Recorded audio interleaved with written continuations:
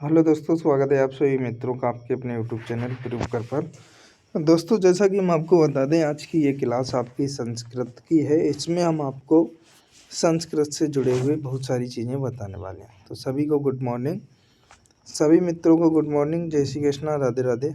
चलिए फिर स्टार्ट करते हैं क्लास को। संस्कृत जो है, संस्कृत शब्द जो है, इसकी उत्पत्ति कैसे हुई, इसका अर्थ क्या होता है, सारी चीज़ों को हम जानेंगे, है ना। तो देखो, संस्कृत का अगर संधि विच्छेद करते हैं तो सम धन क्रा धन कत संस्कृत बनता है इन शब्दों को मिला करके। शुद्ध का आगमन इसका मतलब होता है। संस्कृत शब्द का अर्थ क्या है, तो शुद्ध, परिष्कृत, परिमार्जित, परिनिष्ठित। ये जो होते हैं, ये संस्कृत शब्द के अर्थ होते हैं। एक शुद्ध होता है, एक परिष्कृत होता है, एक परिमार्जित होता है, एक परिनिष्ठित होता है। ये संस्कृत शब्द के अर्थ हैं, है ना। अगर आपसे एग्जाम में पूछ लिए जाएं तो आप आसानी से कर पाएँ, बता पाएँ, कोई दिक्कत भी ना हो। अतः संस्कृत भाषा का अर्थ है शुद्ध एवं परमार्जित भाषा। संस्कृत भाषा का अर्थ क्या है, शुद्ध भाषा एवं परमार्जित भाषा। व्याकरण की अगर हम लोग बात करें तो व्याकरण बी धन अंग धन क्रा धन ल्युट, यानी इन सभी चीज़ों से मिलकर के अगर व्याकरण के सूत्र की, व्याकरण के खंडन की बात की जाए तो इन चीज़ों से मिलकर के व्याकरण बना हुआ है। जिसके माध्यम से शब्दों की व्युत्पत्ति या निष्पत्ति बताई जाए वह व्याकरण होता है। जैसे शब्दों की व्युत्पत्ति कैसे हुई या शब्दों की निष्पत्ति कैसे हुई, ये सारी चीज़ें बताई जाएं, उसको हम लोग क्या कहते हैं, व्याकरण कहते हैं। ठीक है। व्याकरण शब्द शास्त्र या पदशास्त्र है। व्याकरण शब्द क्या है, व्याकरण जो है ये शब्द शास्त्र या इसको पदशास्त्र कहते हैं। त्रिमुनि की बात करें तो संस्कृत व्याकरण के त्रिमुनि कौन कौन है ना, इस चीज़ को भी हम लोग जानने की कोशिश करेंगे। तो नंबर 1 पर पाणिनि जी आते हैं, नंबर 2 पर कात्यायन बररुचि जी आते हैं, नंबर 3 पर पतंजलि जी आते हैं। संस्कृत व्याकरण के ये त्रिमुनि माने जाते हैं, जिसमें आपका पाणिनि हो गया, कात्यायन बररुचि हो गए या पतंजलि हो गए। ये संस्कृत व्याकरण के त्रिमुनि माने जाते हैं। आप लोग इस चीज़ को याद रखेंगे, कोई जिससे आपको दिक्कत भी ना हो। अष्टाध्यायी की अगर हम बात करें, अष्टाध्यायी व्याकरण शास्त्र का महत्वपूर्ण ग्रंथ है। अष्टाध्यायी महेश पाणिनि की रचना है। अष्टाध्यायी जो है ये व्याकरण शास्त्र का महत्वपूर्ण ग्रंथ माना जाता है और अष्टाध्यायी महर्षि पाणिनि की रचना भी है। आप लोग इसको याद रखेंगे।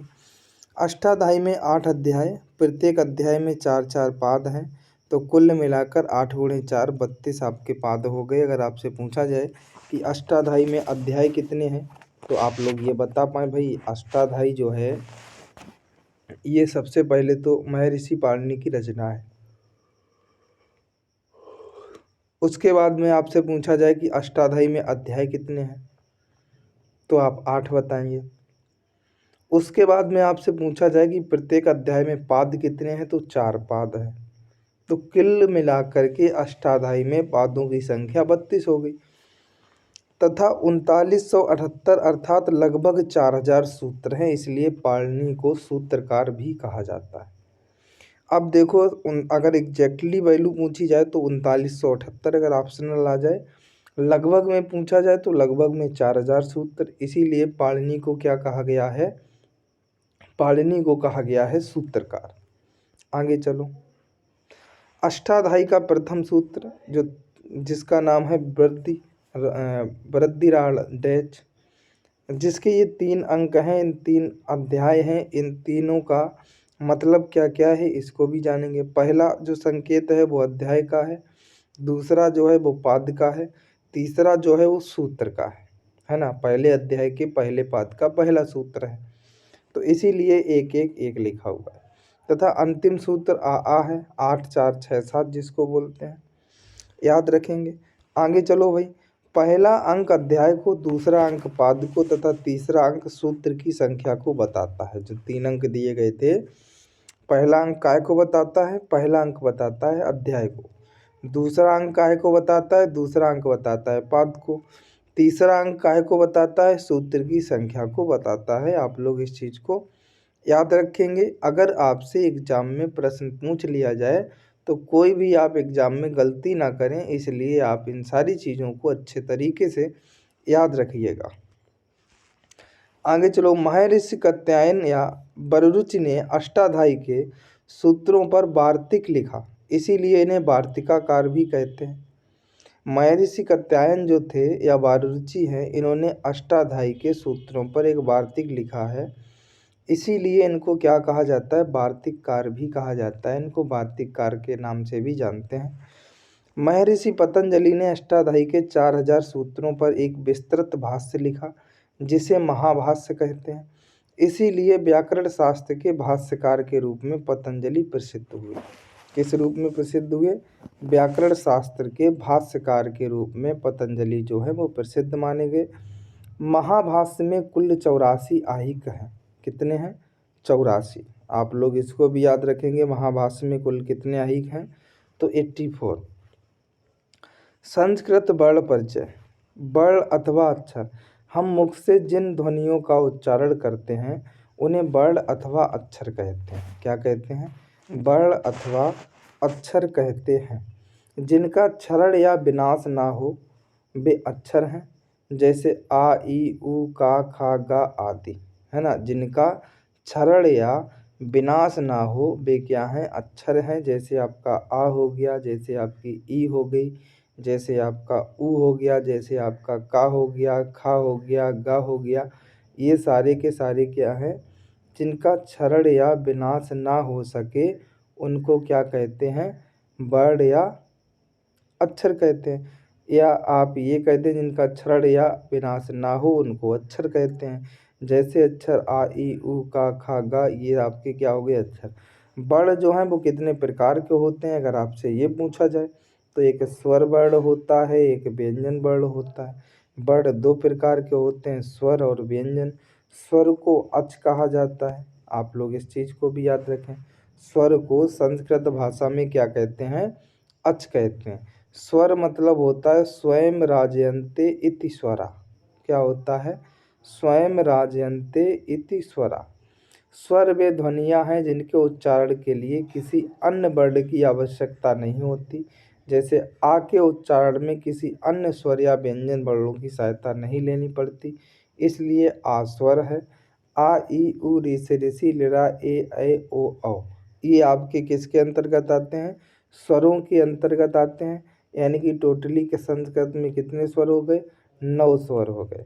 व्याकरण शास्त्र में स्वरों की संख्या कितनी मानी गई है? 9 मानी गई है। ये सभी स्वर अच प्रत्याहार के अंतर्गत सम्मिलित हैं, इसीलिए स्वरों को अच भी कहते हैं। क्या कहते हैं? अच। संस्कृत में स्वरों को अच इसलिए कहा जाता है क्योंकि ये अच प्रत्याहार के अंतर्गत जितने भी स्वर हैं वो सारे के सारे स्वर अच प्रत्याहार के अंतर्गत आते हैं, इसीलिए इनको अच भी कहा जाता है। आप लोग इस चीज़ को याद रखेंगे। आगे चलो मूल स्वर की बात करें। मूल स्वर जो हैं वो 5 हैं। कितने हैं? 5। आ है, ई है, उ है, री से ऋषि, लरा। ये 5 जो होते हैं मूल स्वर होते हैं, सभी लोग याद रखेंगे। अगर संयुक्त स्वर की बात करें तो ए है, ओ है, औ, ये 4 संयुक्त या मिश्रित स्वर कहे जाते हैं। जैसे आ धन ई बराबर ए होता है, छोटा आ उ बराबर ओ होता है, आ धन ए बराबर ऐ होता है, आ धन ओ बराबर औ होता है। ये सारी चीज़ें आप लोग अच्छे से याद रखेंगे, कोई भी आपको दिक्कत परेशानी ना हो, अच्छे से याद रखिएगा। स्वर के अगर भेद की बात करें तो स्वरों के मुख्यतः 3 भेद हैं। एक ह्रस्व स्वर है, एक दीर्घ स्वर है, एक प्लुप्त स्वर होता है। अभी वो भी दिखाते हैं। स्वरों के 3 भेद होते हैं, ह्रस्व स्वर, दीर्घ स्वर और प्लुप्त स्वर। अगर हम ह्रस्व स्वर की बात करें तो जिन स्वरों के उच्चारण में एक मात्रा का समय लगे उन्हें ह्रस्व स्वर कहते हैं। जिसमें भाई एक मात्रा का समय लग जाए उसको ह्रस्व स्वर कहा जाता है। जैसे आ, ई, उ, री से ऋषि, लरा, ये सभी कैसे स्वर हैं? ह्रस्व स्वर हैं। अगर हम लोग दीर्घ स्वर की बात करें तो जिन स्वरों के उच्चारण में 2 मात्रा का समय लगे वे दीर्घ स्वर कहलाते हैं। जैसे बड़ा आ, बड़ी ई, बड़ा उ, रे से ऋषि, ए, ओ, ऐ, औ, ये सारे किसके अंतर्गत आते हैं? दीर्घ स्वर के अंतर्गत आते हैं। अब हम बात करें अगर विलुप्त स्वर की, तो भैया जिन स्वरों के उच्चारण में 2 मात्रा से अधिक अर्थात 3 मात्रा का समय लगे विलुप्त स्वर कहलाते हैं। यानी जो स्वर होते हैं, जो स्वरों के उच्चारण में 2 मात्रा से अधिक या अर्थात आप कह दें 3 मात्रा का समय लगे, वो आपके विलुप्त स्वर कहलाते हैं। और विलुप्त स्वरों की पहचान के लिए ये जो आपका चिन्ह है ये लगाया जाता है। ठीक है। अगर हम बात करें ओम, ओम की अगर हम बात करें तो ओम जो आपका है ये विलुप्त स्वर के अंतर्गत आता है। जैसे आप किसी व्यक्ति को बुलाते हैं, जब नाम बिगाड़ के बुलाते हैं, आपने देखा होगा तो काफ़ी देर तक वो वॉइस जो है हमारी वो निकलती रहती है लास्ट वाले अक्षर को लेकर के, है ना। तो वो आपका विलुप्त स्वर के अंतर्गत आता है और ये विलुप्त स्वर के उदाहरण दिए गए हैं। ठीक है। यह स्वर त्रैमात्रिक है जिसका प्रयोग प्रायः वेदों में होता है। यहाँ ओ विलुप्त स्वर के अंतर्गत आता है, सभी लोग जानिएगा। अब बात करें वर्णों के उच्चारण काल। वर्णों का उच्चारण काल क्या होता है? देखो, ह्रस्व स्वर की 1 मात्रा, दीर्घ स्वर की 2 मात्रा एवं विलुप्त स्वरों की त्रिमात्रा समझना चाहिए। व्यंजन वर्णों की आदि मात्रा जाननी चाहिए। एक मात्रिक ये आपके हो गए ह्रस्व स्वर, द्विमात्रिक ये आपके हो गए दीर्घ स्वर, त्रिमात्रिक ये आपके हो गए जो विलुप्त स्वर के अंतर्गत आते हैं। और अर्धमात्रिक आपने देखा होगा, जैसे कोई अच्छा, जैसे आप का बनाए हम चा बनाते हैं, ये पूर्ण स्वर है। अब इसमें अगर इस तरीके से लगा दिया जाए तो ये अर्धमात्रिक हो जाएगा, आधा रह जाएगा। तो जी इस प्रकार से नीचे हलंत लगी रहती है, सभी व्यंजन हैं ये, तो ये अर्धमात्रिक है। मात्रा काल होता है, पलक झपकने के समय को एक मात्रा काल कहते हैं। यानी जैसे हमारी पलक झपकती रहती है जितनी टाइम में, उसको एक मात्रा काल कहा जाता है। क्या कहा जाता है? एक मात्रा काल कहा जाता है पलक झपकने के समय को। आगे व्यंजन की बात करें। अब देखो, स्वरों को क्या बोला जाता था? पीछे आपने पढ़ा, स्वरों को अच बोलते थे। ठीक। व्यंजन को हल बोलते हैं। इस चीज़ को भी आप लोग याद रखेंगे अच्छे से कि स्वरों को क्या कहते हैं? अच कहते हैं। और व्यंजन को क्या कहते हैं? हल कहते हैं। व्यंजन वे वर्ण हैं जो स्वतंत्र रूप से ना बोले जा सकें, अर्थात जिनका उच्चारण स्वर की सहायता के बिना नहीं हो सकता, उनको आप व्यंजन कहते हैं। यानी व्यंजन को बिना स्वर की सहायता से नहीं बोला जा सकता। जैसे ये का है, का के साथ जब आ मिला तब ये का बनेगा। जैसे ये खा हलंत वाला, इसके साथ आ मिलेगा तब खा बनेगा। जैसे गा हलंत वाला आ मिलेगा तब गा बनेगा। ये सारी चीज़ें आपको अच्छे से याद रखनी है। आगे है व्याकरण में जो शुद्ध व्यंजन वर्ण होते हैं उन्हें हलंत के साथ ही लिया जाता है। जैसे ये का, चा, टा, ता, पा आदि। इसलिए इन्हें अर्धमात्रिक वर्ण कहा जाता है या अर्धमात्रिक वर्ण कहा गया है। आप लोग इस चीज़ को याद रखिएगा अच्छे से। सभी व्यंजन वर्ण हल प्रत्याहार में समाहित होते हैं, अतः व्यंजनों को हल भी कहते हैं। कुल व्यंजन वर्ण 33 माने गए हैं, जो कि महेश्वर सूत्रों के हैवरट से लेकर के हल तक 10 सूत्रों में कहे जाते हैं। यानी जो संस्कृत भाषा का जो महेश्वर सूत्र है हैवरट, इससे लेकर के हल जो व्यंजन है इनको हल कहते हैं, इनके बीच में 10 सूत्र आते हैं। इन्हीं 10 सूत्रों में 33 व्यंजनों को रखा गया है। 33 व्यंजनों को इन्हीं 10 सूत्रों में कहा जाता है। आगे अगर हम लोग बात करें व्यंजन के प्रकार, तो व्यंजन जो हैं वो 3 प्रकार के माने गए हैं। कौन कौन से? देखो, मुख्य रूप से व्यंजन 3 प्रकार के हैं जो महेश्वर सूत्र में गिने गए हैं। नंबर 1 स्पर्शी व्यंजन, नंबर 2 अंतस्थ व्यंजन, नंबर 3 ऊष्म व्यंजन।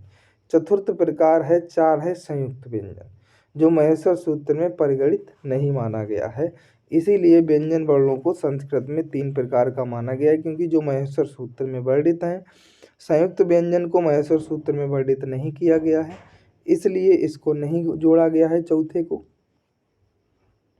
अब स्पर्श व्यंजन कौन से होते हैं? का से लेकर के माँ तक होते हैं, जिनकी संख्या होती है 25। आप याद रखिएगा, अगर आपसे पूछा जाए जिन वर्णों के उच्चारण में मुख्य विभिन्न अवयवों यानी भागों का स्पर्श होता है उन्हें स्पर्श व्यंजन कहते हैं।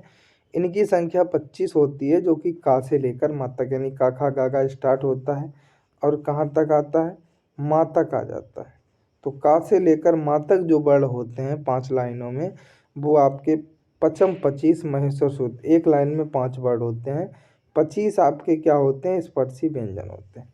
अगर अंतस्थ व्यंजन की बात करें तो एवं अंत स्था यानी एड़ प्रत्याहार के अंतर्गत आने वाले यावा राला, ये 4 वर्ण अंतस्थ व्यंजन कहलाते हैं। तो सभी लोग याद रखना, जो अंतस्थ व्यंजन है ये एड़ प्रत्याहार के अंतर्गत आते हैं। अगर उस व्यंजन की हम लोग बात करें तो सल ऊष्माणा यानी सल प्रत्याहार के अंतर्गत परगणित यानी सासा हासा से 4 वर्ण उस व्यंजन कहे जाते हैं। आप लोग इसको याद रखेंगे, कितने वर्ण, 4 वर्ण उस व्यंजन कहे जाते हैं। आगे है भाई मिश्रित या संयुक्त व्यंजन। दो व्यंजन वर्णों के मेल से जो वर्ण बनते हैं उन्हें संयुक्त या मिश्रित व्यंजन कहते हैं। जैसे आपका छत्रज्ञ और एक श्री वाला सा और होता है, का और इससे मिलकर के, इनसे मिलकर के ये बना, इससे मिलकर, ठीक है। आ ये और लगाया गया है, वैसे तो आपको इतना ही आंसर में मिलेगा, ये दो ही दो अक्षर आपको आंसर में मिलेंगे, यही 2 आंसर में आपको करने भी पड़ते हैं, है ना, याद रखिएगा। आगे चलो अयोग वाह की अगर हम बात करें तो वर्णमाला में पड़े हुए वर्णों के अतिरिक्त 4 वर्ण और भी हैं। अनुस्वार ये रहा, विसर्ग ये रहा, जिहा मूल्य ये रहे, उपमानीय ये रहे। तो ये वर्ण भी आपके होते हैं जो कि आप याद रखेंगे, ये आपके अयोग वाह के अंतर्गत रखे गए। बात करें व्यंजन वर्ण को, ये देखो बांटा गया है, स्पर्शी व्यंजन जो हमने आपको 25 बताए, का से लेकर माँ तक, अंतस्थ व्यंजन जो एड़ प्रत्याहार के अंतर्गत, संयुक्त व्यंजन छत्रज्ञ श्री वाला सा, ऊष्म व्यंजन तीनों सा और हा जो सल प्रत्याहार के अंतर्गत रखे गए हैं। अच्छे से सभी लोग देख लीजिए, क्योंकि अगर एग्जाम में प्रश्न आ गया तो बिल्कुल भी गलती ना हो, क्योंकि प्रश्न अगर पूछा जाएगा तो यहीं से।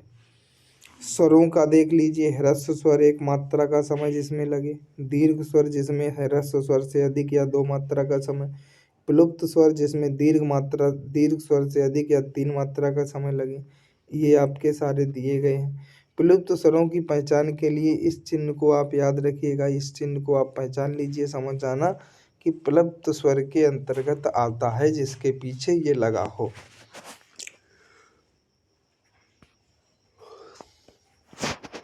आगे चलो भाई, क्वेश्चन आएगा आपसे,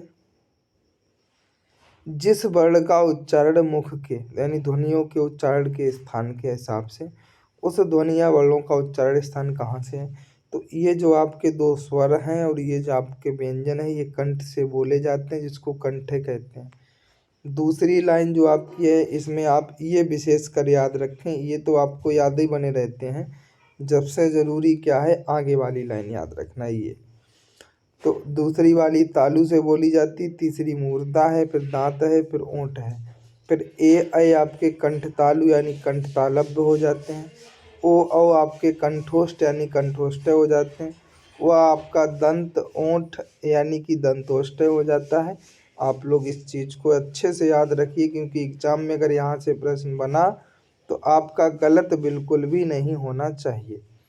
अगला है आपका, जो ये आप देख रहे होंगे, ये अनुस्वार का उच्चारण स्थान नासिका है, ये आप देख रहे होंगे विसर्ग का उच्चारण स्थान कंठ है। सभी लोग इसको याद रखेंगे। अब बात करेंगे वर्ण परिचय। संस्कृत भाषा में वर्ण 2 प्रकार के होते हैं, स्वर और व्यंजन। इन्हें क्रमशः अच और हल भी कहा जाता है। स्वर को अच कहते हैं और व्यंजन को हल कहते हैं। ये तो आप अच्छे से समझ ही गए होंगे। ह्रस्व दीर्घ और दीर्घ, आप ये देख लीजिए, ह्रस्व स्वर ये दोनों दीर्घ स्वर के अंतर्गत। इनको संयुक्त स्वर भी कहा जाता है, ऊपर वालों को साधारण स्वर के नाम से भी जानते हैं। जो ऊपर वाले 2 लाइनें हैं इनको हम साधारण स्वर बोलते हैं, नीचे वाली जो लाइन है इसको हम संयुक्त स्वर में रखते हैं। बात करें व्यंजन की, तो अभी तो इसको हम बता के यह का व्यंजन जो है कौन सा वर्ग होता है, कौन से किसके अंतर्गत आते हैं, किसको स्पर्शी बोला जाता है, किसको अंतस्थ बोला जाता है, किसको ऊष्म बोला जाता है, कौन सा अक्षर किसके मेल से। हमने अभी आपसे कहा था कि ये 2 ही अक्षर आपको याद रखने हैं। आप तो वो सब में होते ही है, व्यंजन जो है वो स्वर की सहायता से तो वैसे भी बोला जाता है, तो तो आपका लग ही जाएगा, लेकिन ये संयुक्ताक्षर आप लोग याद रखेंगे। आगे चलो, उपर्युक्त सभी व्यंजन वर्णों में आ का संयोग है। आ के बिना इनका स्वरूप ये इस तरीके का रहता है। इस रूप में हल कहा जाता है तथा इनका संकेतन चिन्ह ये जो लगा हुआ है, देखो जब तक ये चिन्ह नहीं लगेगा तब तक वो व्यंजन जो रहेगा पूर्ण व्यंजन नहीं रहेगा, क्योंकि उसमें स्वर भी सम्मिलित है। जब ये चिन्ह लग जाता है तो पूर्ण व्यंजन हो जाता है, फिर उसमें स्वर सम्मिलित नहीं रहता है। ठीक है। वाक्य में वर्णों के अतिरिक्त कुछ अन्य ध्वनि प्रतीकों का भी उपयोग किया जाता है जो वर्णमाला में सम्मिलित न होते हुए भी अर्थबोध में सहायक होते हैं। इन्हें अयोगवाह कहा जाता है। ये निम्न है। कौन कौन से हैं देख लो अयोगवाह। अनुस्वार वाला ये रहा, विसर्ग वाला रहा, चंद्रबिंदु वाला रहा। इनको किसके अंतर्गत रखा गया है दोस्त? अयोगवाह के अंतर्गत रखा गया है। आगे चलो। जिन वर्णों का उच्चारण मुख और नासिका के सहयोग से किया जाता है उन्हें अनुनासिक कहते हैं। जिनका उच्चारण हम मुख और नासिका के माध्यम से करें, मुख और नासिका के सहयोग से करें, उसको क्या कहते हैं? अनुनासिक कहते हैं। आगे इंगिया है, या है, णा है, ना है और मा है, अनुनासिक वर्ण है। सभी स्वर दो प्रकार के होते हैं, एक अनुनासिक होता है, एक निरनुनासिक होता है। वर्णों का उच्चारण स्थान तो आपको कई बार पीछे भी बता के आया, यहाँ भी देख लो फिर से एक बार, सभी लोग अच्छे से समझ लो, क्योंकि एग्जाम में आपको गलत नहीं करना है। कौन सी लाइन कंठ से बोली जाती है, कौन से अक्षर तालु से बोले जाते हैं, कौन से अक्षर मूर्धा से बोले जाते हैं, कौन से अक्षर दंत से बोले जाते हैं, कौन से अक्षर ओष्ठ से बोले जाते हैं, कौन कंठ तालु है, कौन कंठोष्ठ है, कौन दंतोष्ठ है, कौन ओष्ठ नासिका है, कौन जिह्वा मूली है। तो आपके सामने पूरा फिगर है, आप देख लीजिए किन वर्णों को कंठ तालु से बोलेंगे, किन वर्णों को कंठोष्ठ कहेंगे, किन वर्णों को दंतोष्ठ कहेंगे, किन वर्णों को ओष्ठ नासिका कहेंगे, किन वर्णों को जिह्वा मूलीय कहेंगे। ठीक है। उपरोक्त पेज वर्तिका 6 के अनुसार आप पीछे देख के आए हैं पेज नंबर 6 पे। आगे इंगिया है, या है, रा है, ना है और माँ का उच्चारण स्थान स्ववर्गीय प्लस नासिका माना जाता है, याद रखेंगे। कंठ और तालु दोनों के योग से उच्चरित ध्वनि को कंठ तालु ध्वनि कहते हैं। कंठ और ओंठ दोनों के योग से उच्चरित ध्वनि को कंठोष्ठ ध्वनि कहा जाता है। जिस ध्वनि का उच्चारण दांतों और होंठों दोनों की सहायता से किया जाता है उसे दंतोष्ठ ध्वनि कहते हैं। आप लोग इसको याद रखेंगे कि जिस ध्वनि का उच्चारण दांतों और होंठों दोनों की सहायता से किया जाए उसको हम लोग क्या कहेंगे? दंतोष्ठ ध्वनि कहेंगे। आगे प्रयत्न है। वर्णों के उच्चारण में वक्ता को जो प्रयास करना पड़ता है उसे प्रयत्न कहते हैं। ये दो प्रकार का होता है, एक अभ्यंतर प्रयत्न, एक बाह्य प्रयत्न। सभी लोग याद रखेंगे। नंबर 1 है अभ्यंतर प्रयत्न। ध्वनि निकलने से पहले मुख में जो चेष्टा होती है उसे अभ्यंतर प्रयत्न कहते हैं। जब ध्वनि निकलती है उससे पहले जो मुख में चेष्टा होती है उसको क्या कहा जाता है? आभ्यंतर प्रयत्न कहा जाता है। और ये 5 प्रकार से होता है। नंबर 1 है स्पष्ट। इसमें जिह्वा उच्चारण स्थानों का स्पर्श करती है। इसके अंतर्गत वर्णों के 5 वर्ग आते हैं, इन्हें स्पर्श वर्ण भी कहते हैं। मतलब जो स्पष्ट हैं इसमें जो है स्पर्शी व्यंजन आते हैं, यानी काचा टाता पा ये सारे वर्ग आ जाते हैं, यानी 25 अक्षर आ जाते हैं। ईसत स्पष्ट क्या होता है? इसमें जिह्वा उच्चारण स्थानों का थोड़ा स्पर्श करती है, जैसे यावा ला, ये आपके अंतस्थ व्यंजन हो गए। विव्रत क्या होते हैं? इसके उच्चारण में मुंह खोलना विव्रत करना पड़ता है। इसके अंतर्गत सभी स्वर और लिरा आता है। इसके जो विव्रत है इसमें सारे के सारे स्वर आ जाएंगे जो संस्कृत के हैं और लिरा आ जाएगा। ईसत विव्रत में क्या होता है? इसमें जिह्वा को थोड़ा उठाना पड़ता है, जैसे सा सा सा, यानी ऊष्म व्यंजन जो आपके हैं वो आ जाते हैं। संवृत क्या होता है? इसके उच्चारण में वायु का मार्ग मुख के अंदर बंद रहता है, जैसे आ ध्वनि आता है। ये आप लोग देखेंगे, आप लोग समझेंगे। इसके बाद बात करें बाह्य प्रयत्न की। मुख से वर्ण निकालते समय जो चेष्टा होती है उसे बाह्य प्रयत्न कहते हैं। इसके 11 प्रकार हैं। नंबर 1 विवार, नंबर 2 संवार, नंबर 3 श्वास, नंबर 4 नाद, नंबर 5 अघोष, नंबर 6 सघोष, नंबर 7 अल्पप्राण, नंबर 8 महाप्राण, नंबर 9 उदांत, नंबर 10 अनुदात, नंबर 11 स्वरित। ये 11 प्रकार होते हैं इसके महाप्रयत्न के।